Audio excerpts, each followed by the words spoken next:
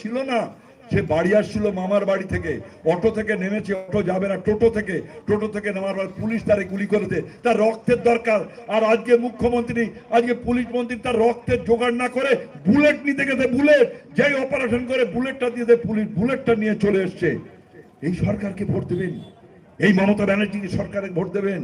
আসলে এই মুসলিম ভোট নিতে চাইছে আর ও হিন্দু ভোট নিতে চাইছে, যে মেরুকরণ করো মানুষের জ্বালা যন্ত্রণা। আসলে এর পিছনে রয়েছে মমতা বন্দ্যোপাধ্যায়, এর পিছনে রয়েছে শুভেন্দু অধিকারীরা, মমতা ব্যানার্জিরা, আজকে আরএসএস এর লোক। আপনাকে ভাবতে হবে। আবার নতুন করে উনি মুসলমানদের দেখাচ্ছেন। সরকার কতগুলো দাঙ্গা হলো, আজকে কি বললো মুর্শিদাবাদের এই ঘটনার পরে শুভেন্দু অধিকারী কি বললো? এই যে হুমায়ুন কবির, তাকে শেখানো হলো লোকসভা নির্বাচনের সময়, তাকে শিখিয়ে দেওয়া হলো। হুমায়ুন কবির বলছে 70% মুর্শিদাবাদের মুসলমান, 30% হিন্দু। হিন্দু কেটে নাকি নদীতে ভাসিয়ে দেবে। আর সেই আপনার কার্তিক মহারাজ মুর্শিদাবাদে সে বলছে এখানে রাম মন্দির করব, কি ক্ষমতা আছে দেখব। ওই হুমায়ুন কবিরের ওমা লোকসভা নির্বাচন হয়ে গেল, অধীর রঞ্জন চৌধুরী হেরে গেল, আমাদের মোহাম্মদ সেলিম হেরে গেল। আর তার কিছুদিন পরে আমরা দেখলাম সেই কার্তিক মহারাজ আর হচ্ছে আপনার হুমায়ুন কবির এক মঞ্চে দাঁড়িয়ে হি হি করে খাচ্ছে। সে ছবি আপনারা দেখেছেন, এরপরেও যদি মুসলিম সম্প্রদায়ের যদি এখনো চোখ না খোলে তাহলে কিচ্ছু বলার নেই। ভাবতে হবে আপনাদের। কি বললো ওই যে অর্জুন সিং, ও বলছে আমার 1 ঘন্টা টাইম দিন। 1 ঘন্টা কি করবে ও? যেমন শুভেন্দু অধিকারী বলছে আমি ভিতরে, আমরা ক্ষমতায় আসলে পশ্চিম বাংলায় মুসলমান এমএলএ হলে তাদের চ্যাংদোলা করে ফেলে দেবো। আর এদিকে হুমায়ুন কবির বলছে ওদের ধরে ঠুসে দেবো, কেউ কারো ঠুসবে না। মমতা ব্যানার্জি কিছু করছে? হ্যাঁ, কি অসভ্য এই ববি হাকিম কি বলছে? বলছে এক জেলা থেকে আর এক জেলায় এসছে, তাতে কি অসুবিধে হয়েছে? আমার বাড়ি ছেড়ে আমি যাব কেন? উপরে হিন্দু থাকবে, নিচে মুসলমান থাকবে, 3 তলা খ্রিস্টান থাকবে। এইটাই ভারতবর্ষের ঐক্য, ভারতবর্ষের সম্প্রীতি, এইটাই ভারতবর্ষের ঐতিহ্য। কেন মুর্শিদাবাদ ছেড়ে মালদায় আসবে অসভ্য ববি হাকিম? হুমায়ুন কবির এখন বড় বড় কথা বলছে।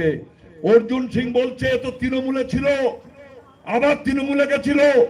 অর্জুন সিং বলছে 1 ঘন্টা টাইম দেবে, আমরা ওই বিহার আর ঝাড়খণ্ড থেকে লোকজন এনে 1 ঘন্টায় নাকি মুর্শিদাবাদ আর মালদা মুসলমান খালি করে দেবে। আপনারা শুনেছেন সবাই। আজকে যে কথাটা বলছিলাম, আমাদের ওয়াকফ বোর্ডে 9,40,000 একর সম্পত্তি রয়েছে এবং সরকারি অনেক প্রতিষ্ঠান রয়েছে। আজকে সেগুলো লুট করতে চাইছে নরেন্দ্র মোদী। আমার পশ্চিম বাংলায় এই যে ফোর্ট উইলিয়াম, আমাদের এই যে দমদমের বিমানবন্দর, আপনার যে ইডেনের যে খেলার মাঠ, আপনার রাজভবন, সব ওয়াকফ বোর্ডের জমিতে রয়েছে। এই সব টাকা ওয়াকফ বোর্ডে যায়। আরে ও টাকা দিল ইমাম ভাতা, ওয়াকফ বোর্ডের টাকা, আর 24,000 পুরোহিত, আর এই 100 কোটি টাকা দিচ্ছে। তুমি কোথা থেকে পাচ্ছ হে মমতা ব্যানার্জি? ওদের কি কোনো ধর্ম প্রতিষ্ঠান থেকে আনছো নাকি? আপনার আমার ট্যাক্সের টাকা মমতা ব্যানার্জি দিচ্ছে। আরএসএস মোহন ভাগবতরা দেখছে যে মমতা ব্যানার্জি থাকলেই যে হিন্দুত্ব লাইন, সেটাই আমরা কার্যকরী করছি মুসলমানদের মাথায় হাত বুলিয়ে। তাহলে কেন আমি মমতা ব্যানার্জিকে চটাতে যাব? ও তো ভালো কাজ করছে, হিন্দুত্বের জন্য কাজ করছে। তাই আপনাদের কাছে বলতে চাই যে আইন হয়েছে, বলছে যে কেন্দ্রীয় যে আপনার ওয়াকফ যে কেন্দ্রীয় কাউন্সিল, তার মধ্যে 2 জন হিন্দুকে রাখতে হবে, অমুসলিমকে রাখতে হবে। 5 বছর মুসলমান ধর্ম পালন করলে তবে সে ওয়াকফ বোর্ডে টাকা দিতে পারবে। আগে ছিল রাজ্য আর ওয়াকফ বোর্ড, বলছে এখন ওসব চলবে না, এখন আপনার ওই জেলা শাসক সবকিছু দেখবে।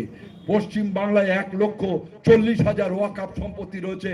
যে কথা আপনার বললাম, আমি কয়েকটা কথা বললাম, এই যে ফোর্ট উইলিয়াম থেকে আরম্ভ করে ইডেনের যে খেলার মাঠ, আপনার যে রাজভবন যেখানে রাজ্যপাল থাকে, আমাদের এই যে দমদম এয়ারপোর্ট, সমস্ত ওয়াকফ বোর্ডের সম্পত্তি। দমদমের বেশিরভাগ হচ্ছে ওয়াকফ বোর্ডের সম্পত্তি। এরকম 1,40,000 ওয়াকফ সম্পত্তি রয়েছে পশ্চিম বাংলায়। কেন বামফ্রন্টের আমলে রেজিস্ট্রিকৃত করা হয়েছে 80,000?